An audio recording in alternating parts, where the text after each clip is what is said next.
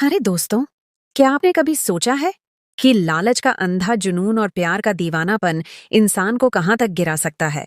आज हम आपको एक ऐसी लड़की की कहानी सुनाने जा रहे हैं जिसने अपने बड़े सपनों को पूरा करने के लिए गलत रास्ता चुना, लेकिन किस्मत ने उसे ऐसा सबक सिखाया कि उसकी पूरी जिंदगी ही बदल गई। ये है रेशमा सिंह की कहानी, एक साधारण सी दाई जो बन गई डॉक्टर साहिबा, लालच के जाल में फंसी और फिर एक ऐसे प्यार में उलझी कि वो बर्बादी के कगार पर जा खड़ी हुई।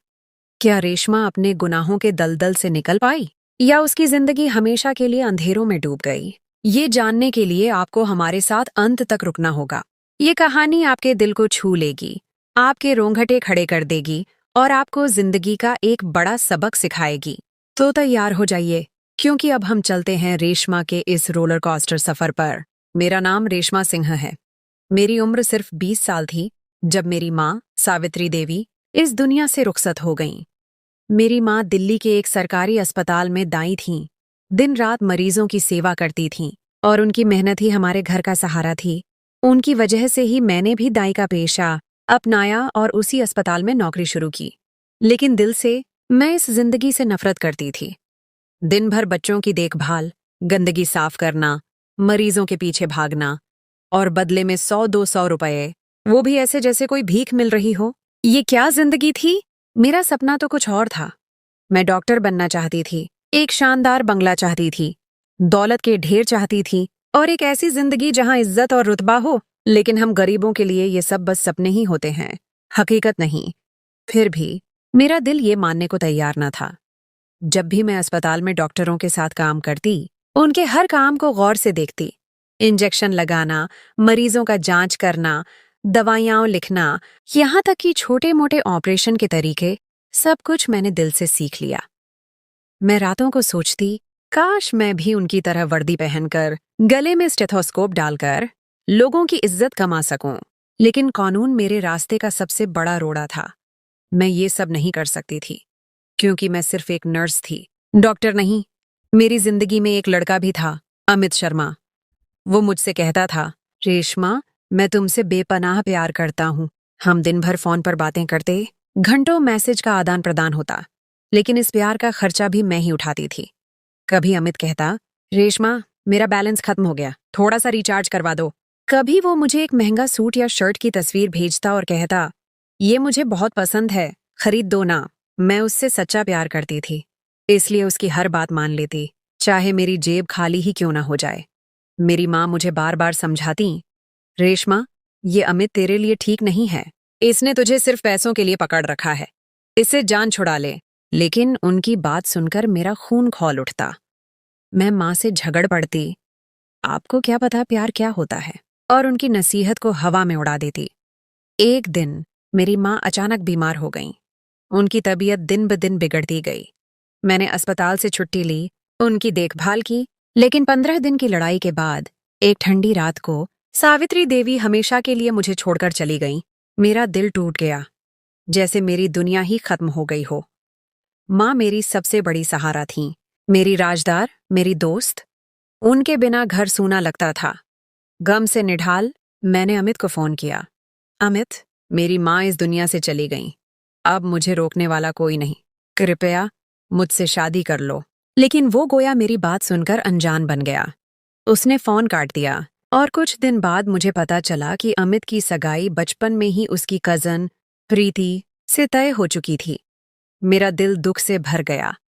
मैं उसे खरी खरी सुनाना चाहती थी, लेकिन मेरी किस्मत ही खराब थी। खामोशी से सब कुछ बर्दाश्त कर लिया। अब दिल्ली में मेरा क्या काम था? घर किराए का था, माँ चली गई थी और जिस लड़के से प्यार किया उसने मुझे धोखा दे दिया। मेरा दिल कह रहा था कि ये शहर छोड़ दो। मेरी माँ की एक कजन राधाबाई राजस्थान के एक छोटे से गांव भानपुरा में रहती थी। मैंने अपना सामान बांधा और वहां चली गई। भानपुरा एक साधारण सा गांव था, न कोई स्कूल, न कोई बड़ा अस्पताल, न बिजली की पक्की सप्लाई। वहां के लोग ज्यादातर अनपढ़ थे, कच्चे घरों में रहते, खेतों में काम करते और अपनी सादी लेकिन मेहनत भरी जिंदगी गुजारते थे। राधाबाई ने मुझे अपने घर में पनाह दी, लेकिन मेरा दिल अब भी बड़े सपनों के पीछे भाग रहा था। मैंने अपनी सारी जमा पूंजी, जो सालों की मेहनत से इकट्ठी की थी, निकाली और भानपुरा में एक छोटा सा क्लिनिक खोल लिया। एक पुरानी दुकान किराए पर ली, कुछ बुनियादी चीजें जैसे बेड, कुर्सियां और कुछ दवाइयां खरीदी और एक बोर्ड लगा दिया, रेशमा क्लिनिक। पहला हफ्ता बहुत मुश्किल था, कोई मरीज नहीं आया। गांव वालों को शक था कि ये नई लड़की कौन है, क्या ये सच में इलाज कर सकती है। मुझे लगा मेरा ये प्लान डूब जाएगा और मेरी जमा पूंजी बर्बाद हो जाएगी। लेकिन एक रात जब मैं मायूसी से क्लिनिक बंद करके राधाबाई के घर जाने लगी, एक बूढ़ी औरत मंजुला देवी और उसकी बेटी कोमल मेरे पास आईं। दोनों ने काली चादरें ओढ़ रखी थीं। उनके चेहरे खौफ से जर्द थे और उनकी आवाज कांप रही थी। मंजुला देवी मेरे करीब आईं, मेरे पैरों की तरफ झुकीं और रूंधे गले से बोलीं, डॉक्टर साहिबा, खुदा के लिए मेरी मदद करें, हमारी इज्जत दांव पर लगी है। मैंने कहना चाहा कि मैं डॉक्टर नहीं, सिर्फ एक नर्स हूं, लेकिन उन्होंने मेरी बात काट दी।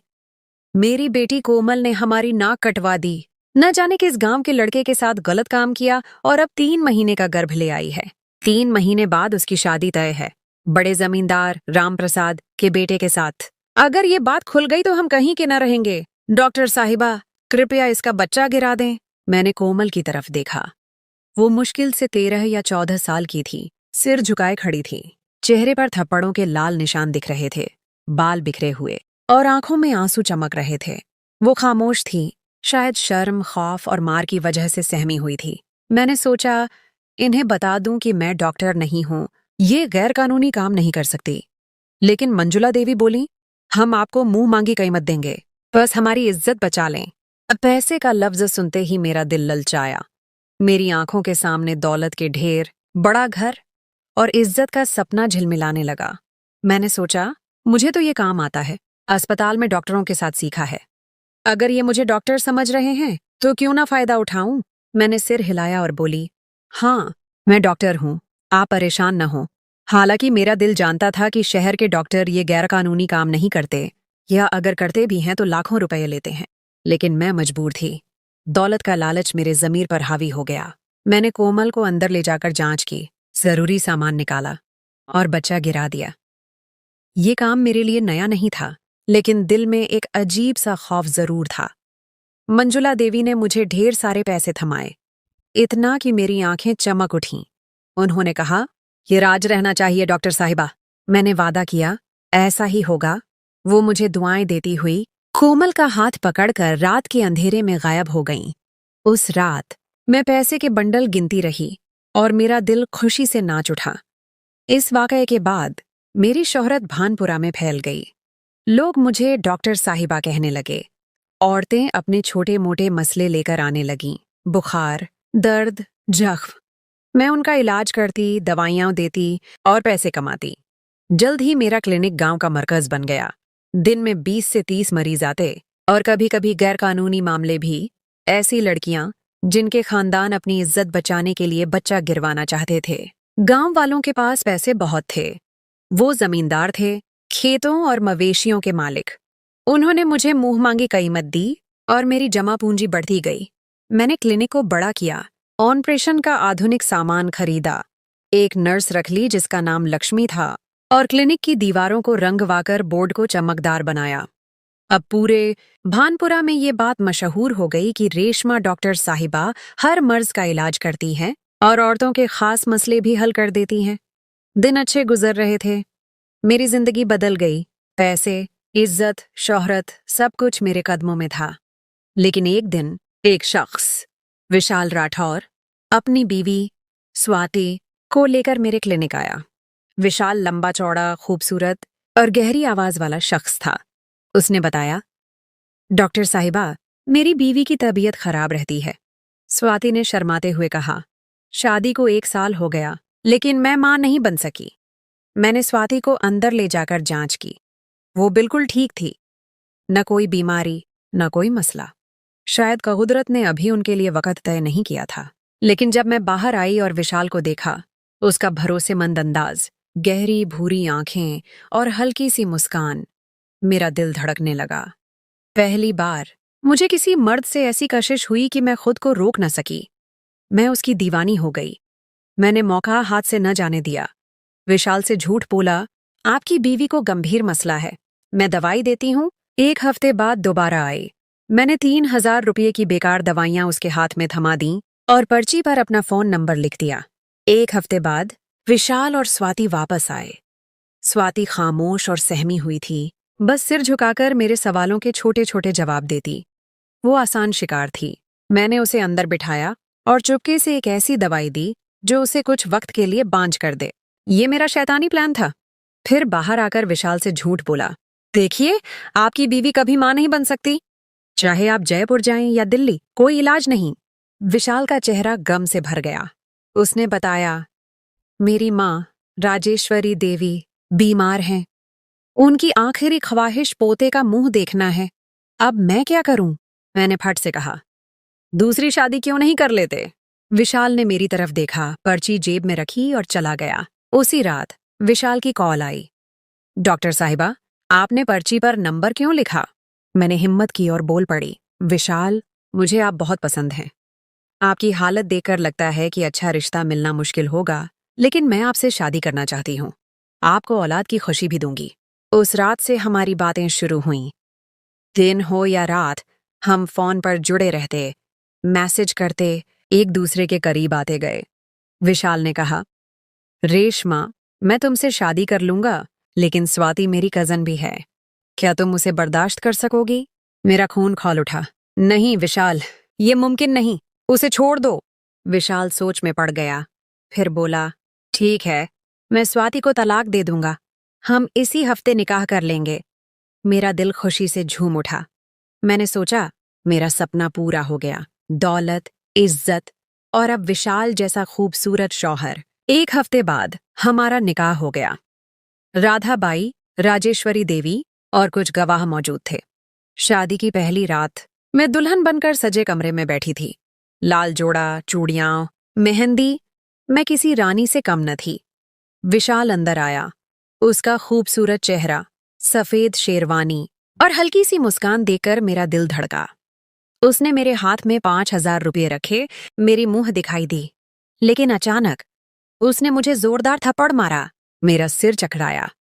वो गुस्से से बोला, रेशमा, अगर तू इस घर में अपनी औकात में रहेगी तो खुश रहेगी। यहां सब कुछ मेरे हिसाब से होगा। मैं सन्न रह गई। एक दिन की दुल्हन थी और ये सुलूक? मेरी आंखों से आंसू निकल आए, लेकिन विशाल का चेहरा पत्थर की तरह सख्त था। दिन गुजरते गए और मुझे समझ आया कि विशाल कोई आम आदमी नहीं। वो एक साइकोलॉजिकल मरीज था, जिसे औरतों पर जुल्म करके, उन्हें जलील करके और उन पर हुकूमत करके खुशी मिलती थी। वो मुझे मारता, गालियां देता, मेरी हर सांस पर नजर रखता। राजेश्वरी देवी, उसकी मां, सब देखकर भी खामोश रहती, शायद खौफ से या आदत से। मुझे पता चला कि स्वाति ने किसी तरह इस भेड़िए से जान छुड़ाई थी और मैं इसके जाल में फंस गई। मेरी जिंदगी नर्क बन गई। 1 साल गुजरा और मैं भी मां न बन सकी। विशाल आग बबूला हुआ, तू डॉक्टर है, कहीं तूने खुद के साथ कुछ तो नहीं किया? क्यों अभी तक औलाद नहीं हुई? वो मुझे और ज्यादा मारता। मेरा सिर दीवार से टकराता और मेरी चीखें घर की दीवारों में गूंजती रहतीं। एक दिन क्लिनिक में बैठी थी कि स्वाति आई। उसकी गोद में एक प्यारी सी बच्ची थी जिसका नाम रिया था। स्वाति मुस्कुराई और बोली, रेशमा, तुम्हारा शुक्रिया, तुमने मुझे उस हैवान से बचा लिया। मैं खुद कभी खुला न ले सकती, लेकिन तुम्हारे आने से विशाल ने मुझे आजाद किया। मेरी शादी मेरे कजन रोहन से हो गई और अल्लाह ने मुझे ये रहमत, मेरी रिया, अता की। मेरी जिंदगी अब खुशियों से भरी है। तुम्हारे लिए दुआ करूंगी क्योंकि तुम्हें इसकी बहुत जरूरत है। उसकी बात सुनकर मेरा दिल फटने लगा। मैं फूट फूट कर रोने लगी। स्वाति तो चली गई, लेकिन मेरी हालत बद से बदतर होती गई। विशाल से जान छुड़ाना नामुमकिन था। वो मेरा फोन चेक करता, क्लिनिक तक खुद छोड़ने आता और पास की किराने की दुकान वाले रामलाल को पैसे देकर मुझ पर नजर रखवाता। मैं इस कैद से निकलना चाहती थी, लेकिन कोई रास्ता न था। मेरा कोई अपना नहीं था जो मेरी मदद करता।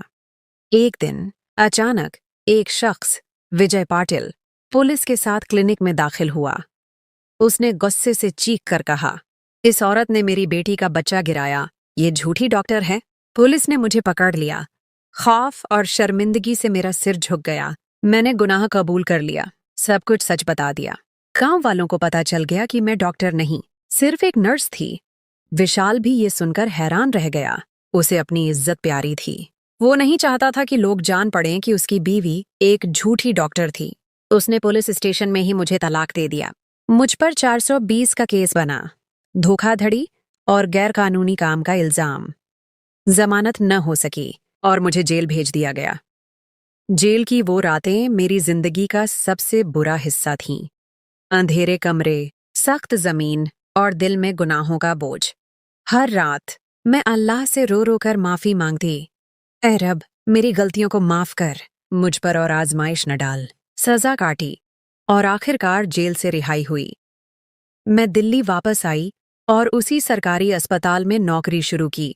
लेकिन अब मैंने बच्चों की नर्सरी में ड्यूटी ली। ये सबसे मुश्किल वार्ड था। कोई नर्स वहां काम नहीं करना चाहती थी।